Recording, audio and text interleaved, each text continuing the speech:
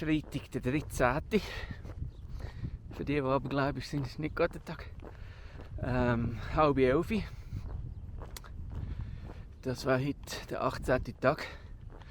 Gestern am Donnerstag, Tag 17, habe ich nie gemacht. Das war Pausentag, bin ich in Grants, im Hotelzimmer meistens. Habe Fernsehen geschaut und Zeugs gegessen, Glasse geschleckert und Bombschips gegessen und Gocki getrunken. All das gute Zeugs. Ja, und jetzt geht es weiter. Tag 18. Und zwar machen wir heute auf Mount Taylor. Ah ja, und jetzt, ich habe jetzt gerade noch den Bus genommen. Es gibt also einen öffentlichen Bus. Den kann man anrufen und dann kommt er einem abholen und bringt einem an, wo man will. Innerhalb von Grants. Und ich bin so weit rausgefahren worden, wie sie eigentlich fahren, bis zum Gefängnis außerhalb von Grants. Bis dann fahren jetzt weiter also nicht. Das war jetzt noch 1,7 Meilen war es jetzt noch gewesen, zum Wanderweg, zum Start. Aber sie hat gesagt, da fahren sie nicht. Ja nur, laufen wir halt die halbe Stunde. Aber wenigstens habe ich nicht mehr durch ganz Grants durchlaufen. Ja, das kann ich ersparen.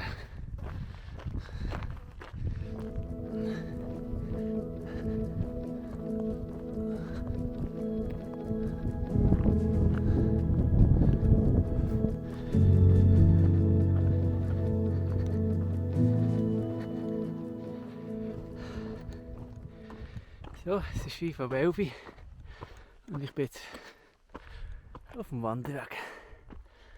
Und die nächste Zeit geht es jetzt um sie.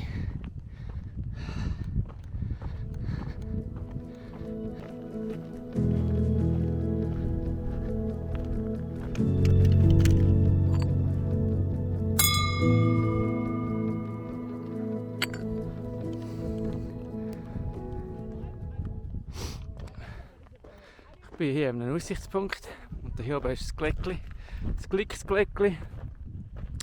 Und wenn man das leitet, erhöht sich die Wahrscheinlichkeit, dass man bis nach Kanada schafft, ums Zweifache. Das letzte Mal habe ich es ja nicht geschafft, weil ich das Gleckli nicht geleitet. Und da ist die Aussicht über Grants. Da unten rechts das Gefängnis.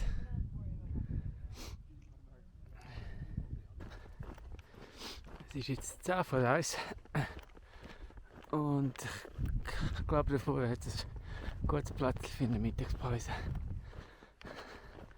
Dann essen wir das Sandwich, das ich aus Grants mitgenommen habe, von Subway.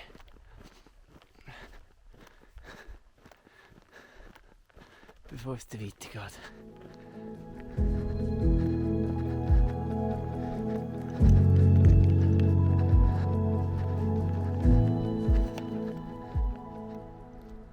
Es ist jetzt 3:10 Uhr. Ich habe gerade hier bei einem Brunnen Wasser gefiltert und noch ein bisschen getrunken. 2 Liter habe ich jetzt dabei. Jetzt hocke ich hier noch 10 Minuten. Und nachher geht es auf Mount Taylor 4,3 Meilen oder so etwas. Nicht ganz 4,5 glaube ich. Und das sollte etwa eine Stunde und 45 Stunden 30 sollte es halt oben sein. Kurz vor der 6.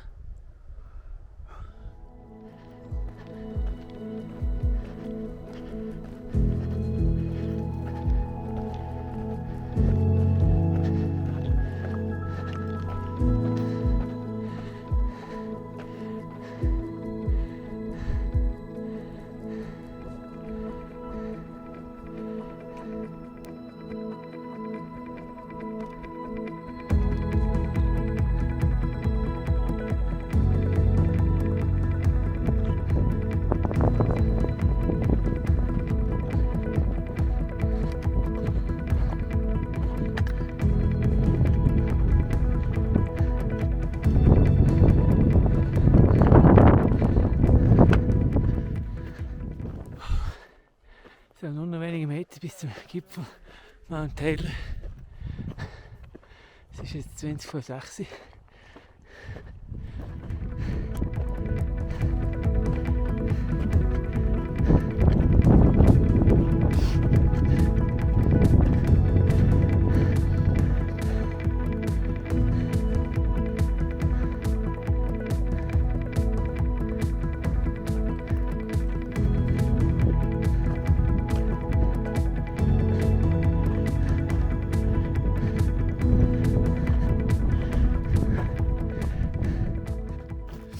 Es ist jetzt kurz nach der 6 und ich bin auf dem Weg ab vom Gipfel.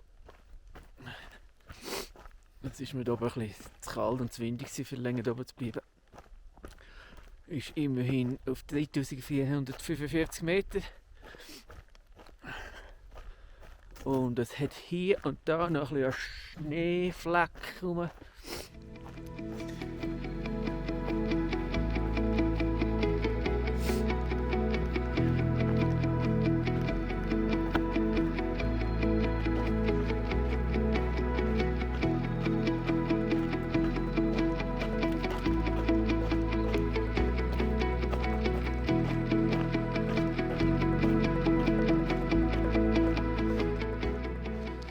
Es ist 7:45.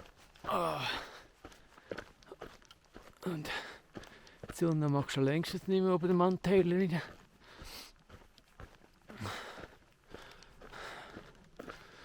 Es geht wahrscheinlich nicht mehr lang dunkel. Das. Und ich suche jetzt ein flaches Plätzchen, um ein Zelt aufzustellen. Und ich glaube, das da vorne sieht nicht schlecht aus. Ich glaube, heute stelle ich wieder ein Zelt. Da jetzt ein flache Plätzchen.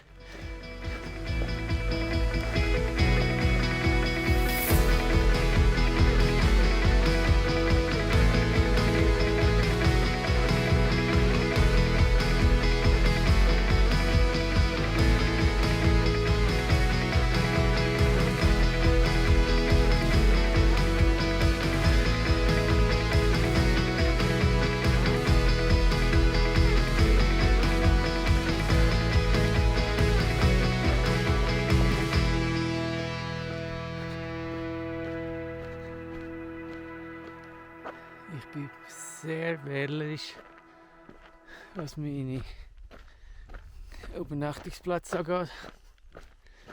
Meistens zu wählerisch und laufe eigentlich an den schönen Platz vorbei und der kommt nie mehr. Ich habe immer die Hoffnung, um den nächsten Kurve kommt der perfekte Platz. Und dann kann es sein, dass ich am Abend noch laufen und laufen und laufen. Jetzt ist schon 8:45 und es steht auf einem Zelt. Die Luftmatratze und der Schlafsack ist noch nicht ausgerollt und die Nacht habe ich auch noch nicht gehabt. Wieder spät. Das Plätzchen da und ein Tannenbaum ganz nahe zu am Stamm. Es ist 5:07. Heute am Samstag, 14. Mai. Ich habe jetzt gerade noch einen letzten Blick zurückgeworfen. Das Zeltplätzchen, ob ich alles mitgenommen habe.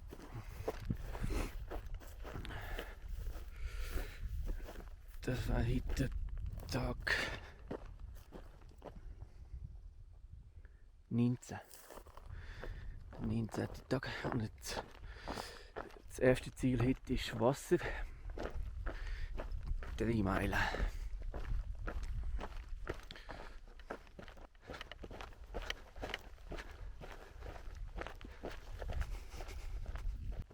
Es ist jetzt gleich 9:30. Ich habe Wasser gefasst.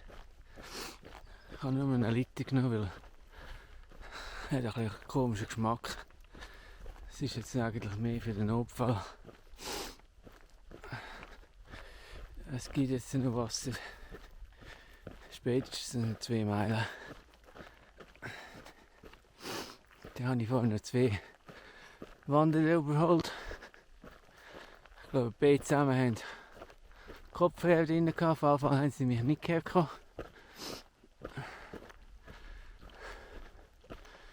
Erst als ich den guten Morgen gewählt habe. Der eine ist sogar so verklippt und zusammengezuckt.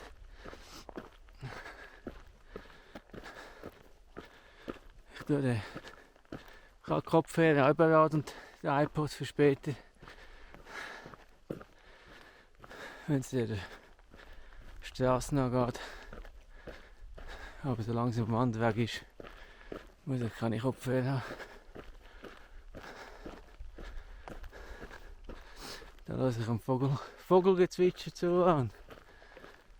Wie der Winter Bäume durchblasen. Und die Insekten und all das.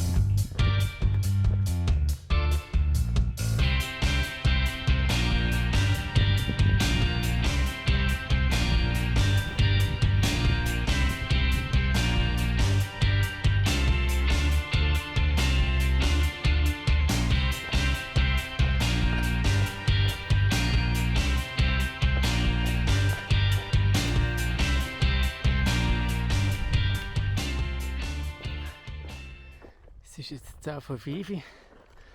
Ich bin jetzt ein bisschen abseits vom Weg unterwegs. Aber zu einer Frischwasserquelle.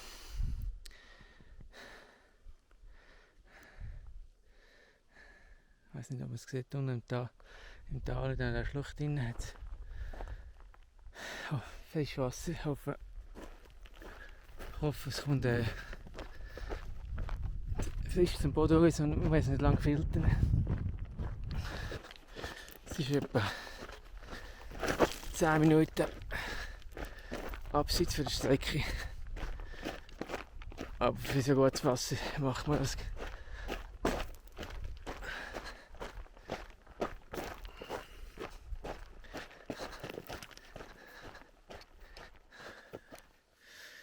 Ich bin jetzt hier in dem Canyon rein, mit dem Wasser. Und es ist jetzt gerade 5:30 und ich habe jetzt gedacht, ich mache jetzt hier etwas zur Nacht, wenn ich schon Wasser so näher habe.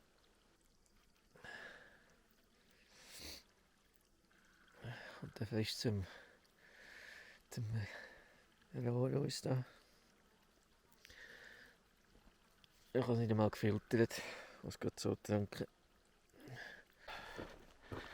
Es ist jetzt 20 ab 6 Uhr und ich bin jetzt wieder vom Wanderweg unterwegs. Ich habe unten im Canyon beim Wasser zu Nacht gegessen. Das Mountain House Outdoor Meal. Hat Pilze drin gehabt.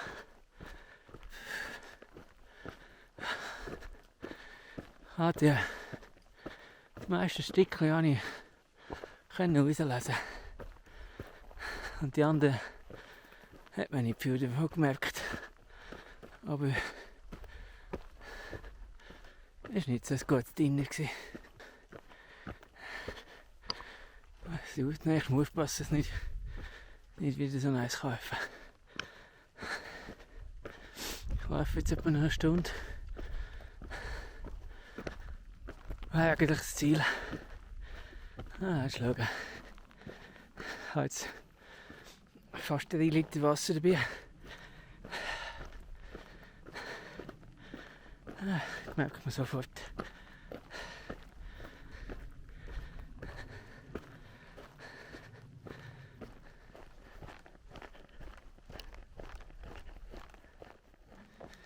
So, mittlerweile ist es 10 vor 8 Uhr.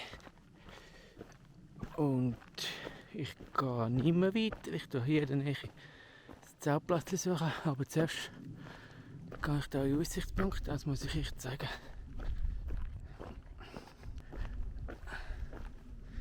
Ah, da ist mein Zeltplatz.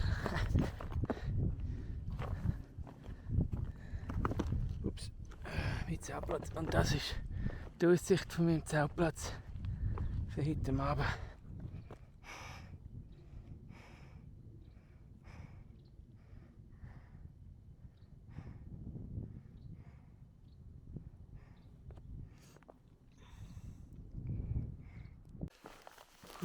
Sonntag, der 15. Mai, kurz vor der 6.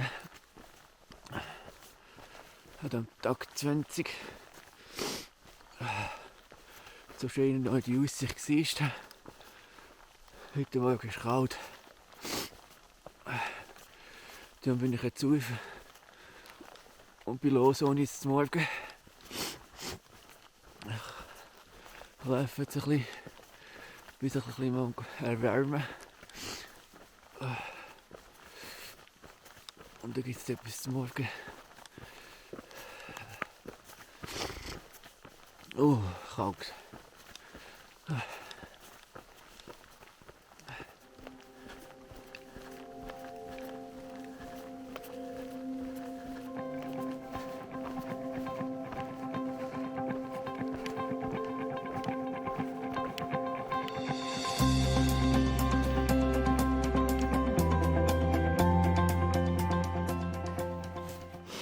Es ist jetzt kurz nach der 7.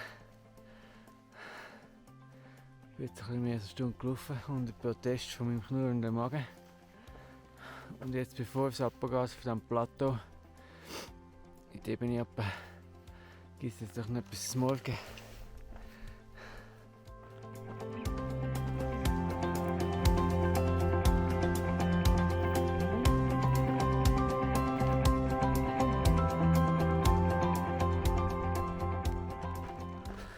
Um 6 Uhr, als ich aufgestanden bin, hatte ich kalte Finger und kalte Zehen. Und jetzt ist es 10 ab 8 Uhr. Und jetzt habe ich schon die ersten Schweißperlen an der Stirn. Wie kann das nur so sein? So schnell wechselt. Es gibt wenn das so geht, weitergeht, gibt es einen heißen Tag heute. Vor allem an der Fläche unten. Ja, das keine Beine mehr, kein Schatten. Ja, no.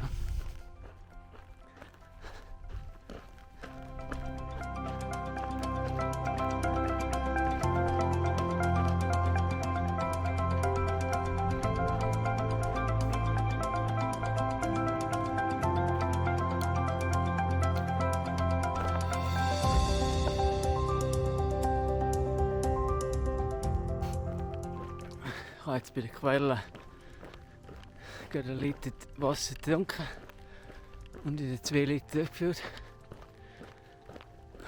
Und verlasse jetzt die Quelle mit 3 Liter Wasser. Und ich hoffe, das reicht jetzt bis zum nächsten. Ich glaube 14 Meilen ist das nächste entfernt. Bei diesen Temperaturen muss man dann vielleicht gleich noch ein bisschen haushalten mit diesen 3 Liter. Ja, wir sehen sie dann.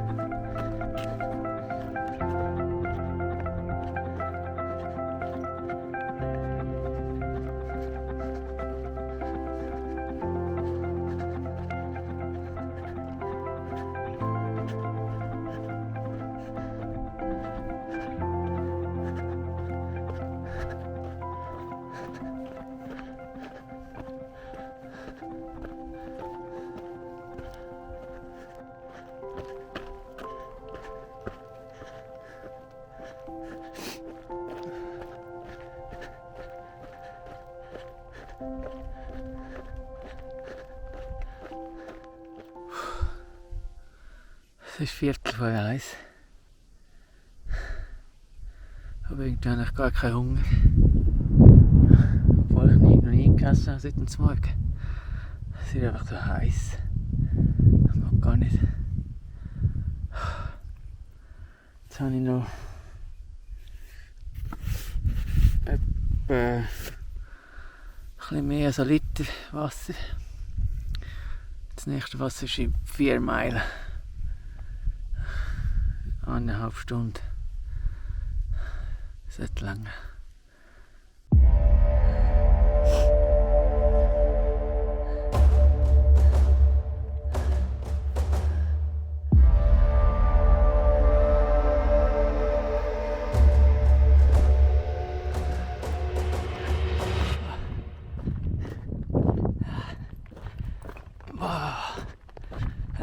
Habe ich jetzt mehr.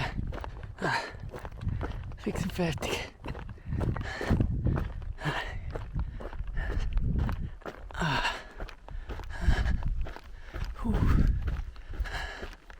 Ich mag nicht mehr. Scheiße. Es ist jetzt 4:45 und ich bin etwa seit 2,5 Stunden da beim Wassercache von der Familie Zechillo oder so. Ich weiß nicht, wie man es ausspricht.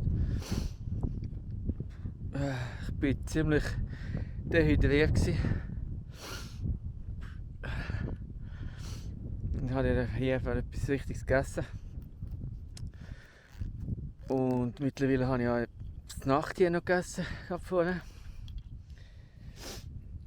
Und als ich Robby hier kurz vor der Drine hat es nicht mehr so viel Wasser gehabt. Ich kann das schnell zeigen.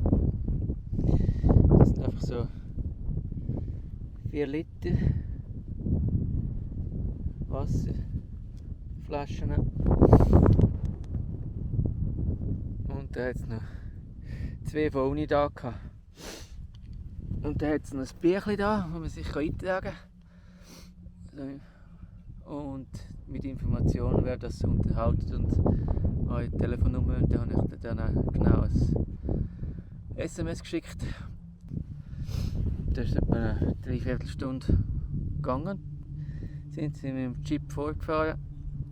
Und dann haben wir ihnen geholfen, das Wasser durchzufüllen. Und mit ihnen geredet und dankt. Ja. Und jetzt hier hat es ein bisschen angefangen abzukühlen. Es ist auch bewölkt. Und jetzt geht hier ein Liftchen wieder. Und darum denke ich, jetzt kann man, glaube ich, wieder ein bisschen laufen. Da ich jetzt auch wieder Wasser habe, viel getrunken habe, gegessen, mache ich mich noch ein bisschen weg. Schauen, wie weit wir kommen. Ja, 2 Stunden kann man noch gehen. Ja, wir schauen dann.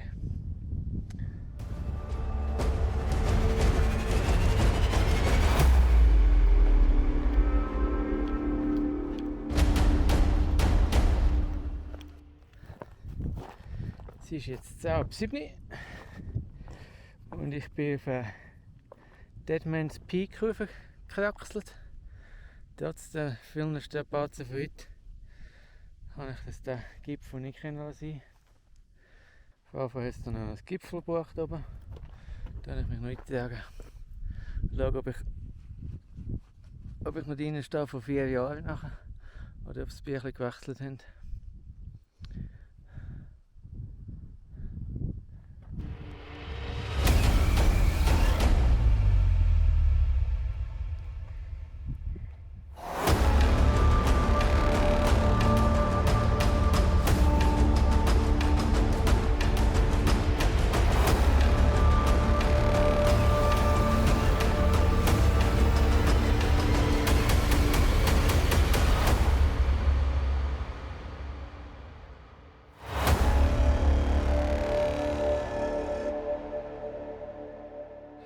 Es ist Montag, der 16. Mai. Gleich 5:45. Und ich bin jetzt noch auf dem Gipfel oben, Deadman's Peak. Ich mache mich jetzt aber auf den Weg, Tag 21, 10 Kilometer, also 10 Meilen bis zum Wasser. Und ich habe nur noch 1 Liter, ist ein bisschen wenig, aber es ist heute bewölkt momentan und es windet. Und durch das hoffentlich wird es nicht so heiß und sollten wir das machen.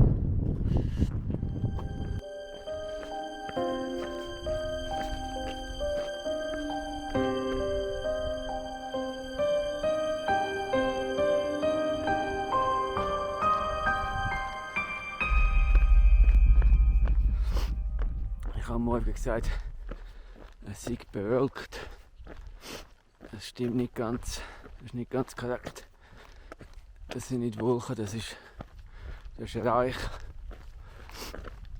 Weil nördlich hat es ziemlich Waldbrand.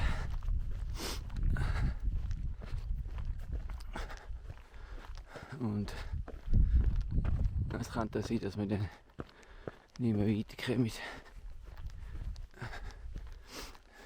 Dass die Forst- und Waldwirtschaftsbehörde da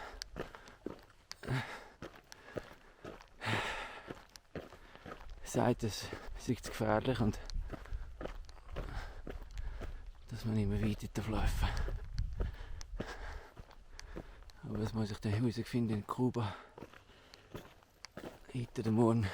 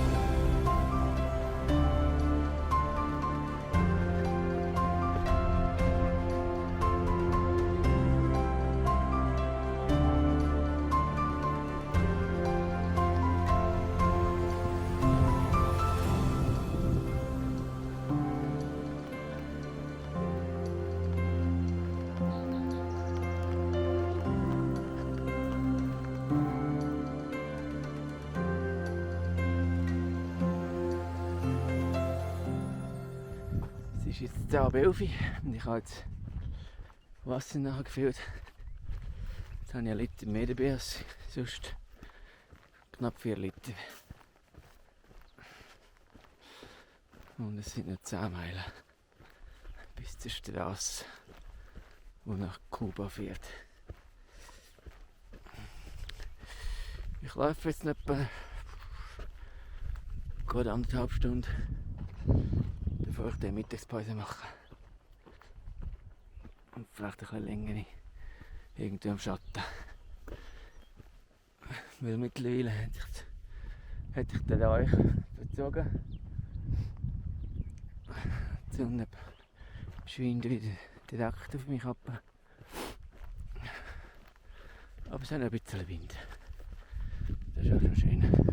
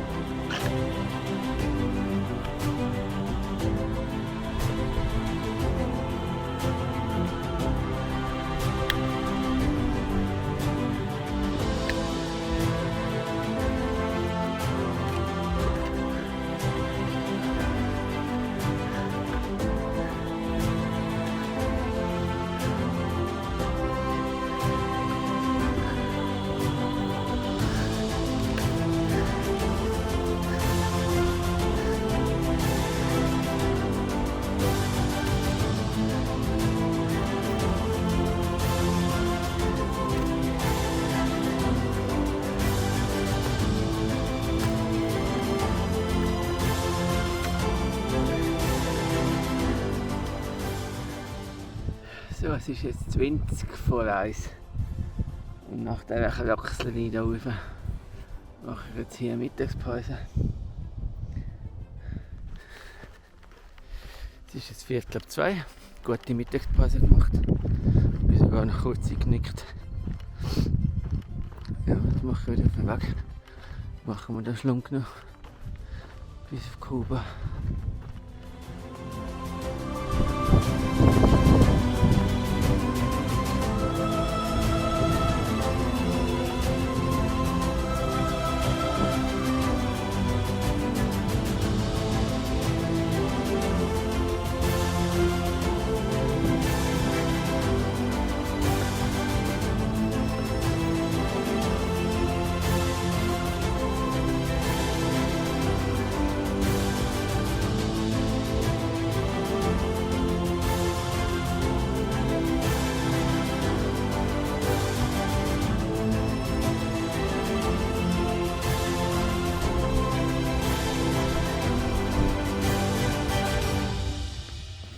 Es ist jetzt 5:30 und ich bin in Kuba vor dem Laden, Lebensmittelladen.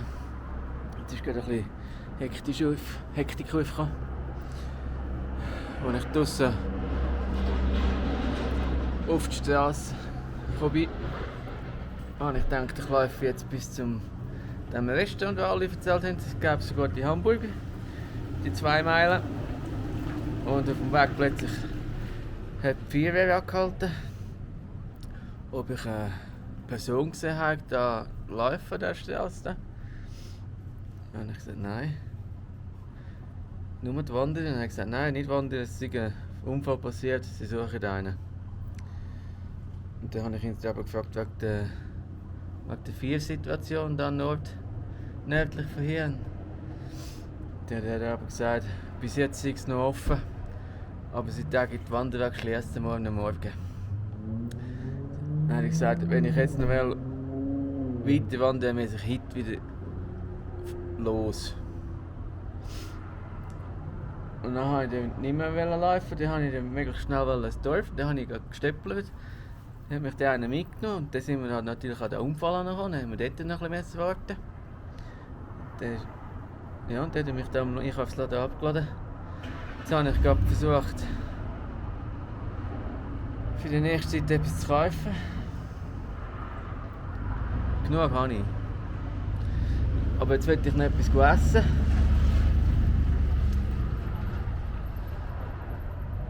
Ja, irgendetwas gibt es ja schon noch.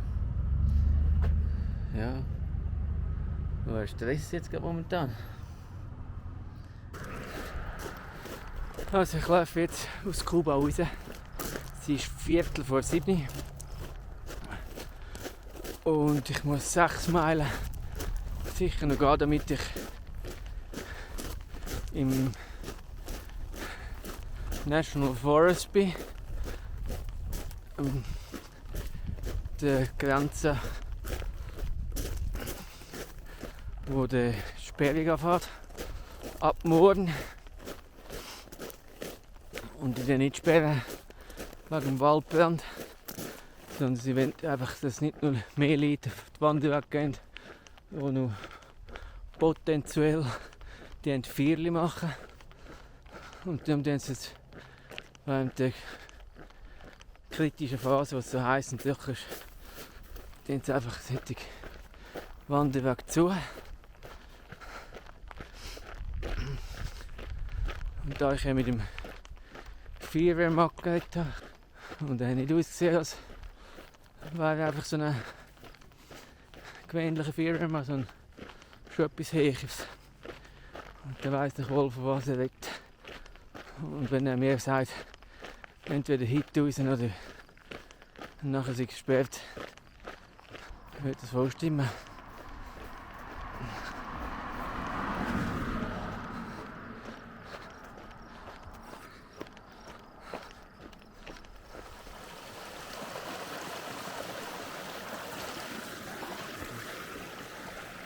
Es ist so schön, wieder fließendes Wasser zu sehen, wie du denkst. Schon lange nicht mehr. Also ich bin jetzt wieder auf dem Wanderweg im Nationalwald Jetzt sollte eigentlich für mich der Weg frei sein, bis nach Ghost Range. Also wir haben jetzt 5 ab 8. Jetzt muss ich schauen, Karte studieren und wie das Gelände aussieht und vielleicht auch schon gleich das Zelt aufstellen.